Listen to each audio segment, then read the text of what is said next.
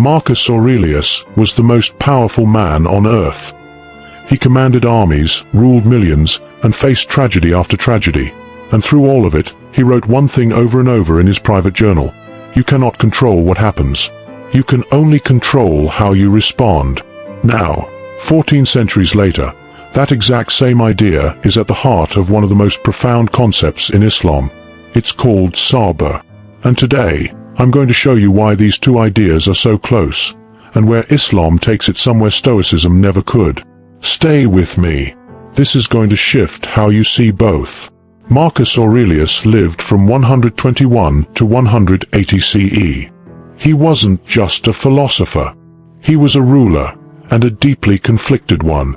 He didn't want power. He wanted truth. He wanted to be a good person despite having every reason not to be. He wrote Meditations, a private journal never meant to be published. In it, he talks constantly about one thing: how to stay grounded when life falls apart. He faced wars. He buried children. He dealt with corrupt advisors and a collapsing empire. And through it all, his core message was simple: the obstacle is the way. What you cannot control, release. What you can control, master. This is Stoic philosophy at its finest. And it is remarkably close to what Muslims have been practicing for 1,400 years. The word sabr in Arabic is usually translated as patience. But that translation loses something important. Patience sounds passive, like just waiting quietly. Sabr is active. Sabr is a decision. It means to hold yourself steady, emotionally, mentally, and spiritually, when life hits hard. It means you don't react with rage. You don't collapse in despair. You don't give up. You stay grounded. You keep going. The Quran mentions Sabr over 90 times. Allah doesn't just recommend it. He connects it to victory, success, and divine support. Indeed, Allah is with the patient. Surah Al-Anfal 8:46. Not just watching the patient. With them, there's a presence, a support, a nearness that comes specifically through Sabr. And the Prophet Muhammad said that Sabr is like light. It illuminates your path even in the darkest moments. Now let's put them side by side. Marcus Aurelius wrote, "You have power over your mind, not outside events. Realize this, and you will find strength." Islam teaches, you control your response, your character, and your choices. Everything else, rizq, life, death, outcomes, belongs to Allah. Marcus Aurelius wrote, "Accept the things to which fate binds you." Islam teaches, tawakkul, full trust in Allah's plan. You act, you do your part, and then you release the outcome to God. Marcus Aurelius wrote, "The impediment to action advances action. What stands in the way becomes the way." Islam teaches, hardship is not a punishment, it's a purification. Every difficulty erases sin and raises your rank before Allah. The parallel is stunning. Two completely different civilizations. Two completely different contexts. Same core truth. Sit with hardship. Don't run. Don't panic.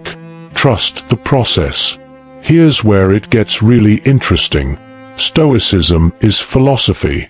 It's brilliant, thoughtful, and useful. But it's built entirely on human reasoning.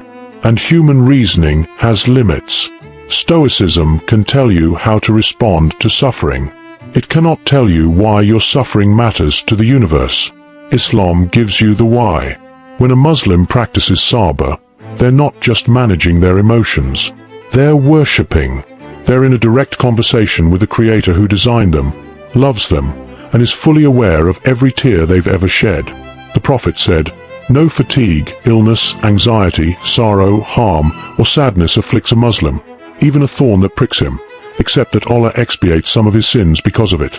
Bukhari and Muslim. That changes everything.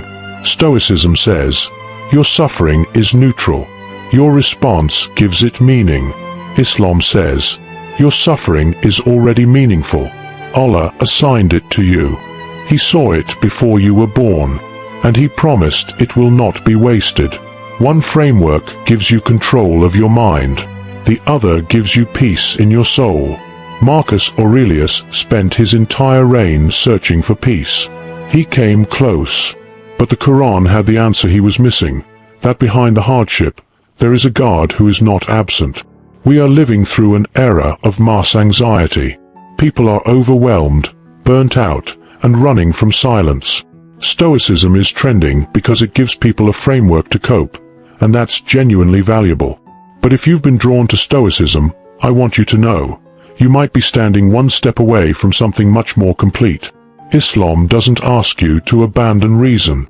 It doesn't ask you to turn off your mind. It asks you to look honestly at the world, recognize that chaos cannot explain itself, and consider that the order you're looking for has a source. Sabr isn't just a technique. It's a relationship with God, a trust fall into the arms of the one who holds everything together. If that sounds appealing, even just a little, that's worth exploring. Marcus Aurelius died at 58, still searching, still writing, still trying to be better than his circumstances. The Muslim who practices Sabr dies with certainty that their life had purpose, their struggles had meaning, and they're going home to the one who never left them. That's the difference between philosophy and revelation, between coping and peace. If you're curious about Islam, whether you're completely new to it or just starting to explore, I want to invite you to keep learning with me. This channel, Path to Islam, is built for exactly this kind of honest, thoughtful conversation. Subscribe, explore, ask your questions. Islam can handle them. And if this video made you think, share it with someone who's been reading Marcus Aurelius lately. They might be ready for the next step. Assalamu alaikum. Peace be upon you.